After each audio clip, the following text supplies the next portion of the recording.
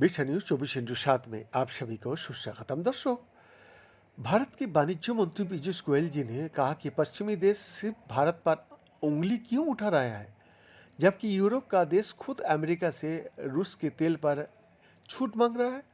उन्होंने कहा, जर्मनी छूट मांग रहा है, ब्रिटेन को पहले ही छूट मिल चुकी है, तो फिर भारत को क्यों निशाना बनाया जा रहा है। गोयल ने यह बात जर्मनी में हुई बर्लिन ग्लोबल डायलॉग कार्यक्रम में कही, जहां ब्रिटेन की व्यापार मंत्री केमी वर्टनक के साथ मंच साझा कर रहे थे। जब वर्टनक ने कहा कि छूट सिर्फ रूस की कंपनी रोसनेफ्ट की एक शाखा के लिए है, तो गोयल ने जवाब दिया, हमारे यहाँ भी रोसनेफ्ट की एक शाखा है। ये बयान तब आया है जब अमेरिका और उसके साथी देश भारत पर दबाव डाल रहा है कि वो रूस से सस्ता तेल खरीदना घटाए। पिछले महीने अमेरिका ने भारत से आने वाली सामानों पर टैक्स बढ़ाकर लगभग 50% कर दिया। भारत ने इसे अनुचित बताया था। अमेरिका का कहना है कि अगर भारत रूस से तेल खरीदना बंद करेगा तो रूस यूक्रेन युद्ध खत्म करने पर दबाव पड़ेगा।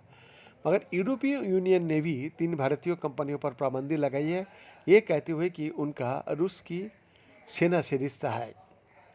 अमेरिका ने इसी हफ्ते रूस की 2 बड़ी तेल कंपनियां रोसनेफ्ट और लुकोयल को भी निशाना बनाया और नई पाबंदियां लगाई है। गोयल ने कहा कि भारत कोई भी फैसला जल्दबाजी में या किसी के दबाव में नहीं करता।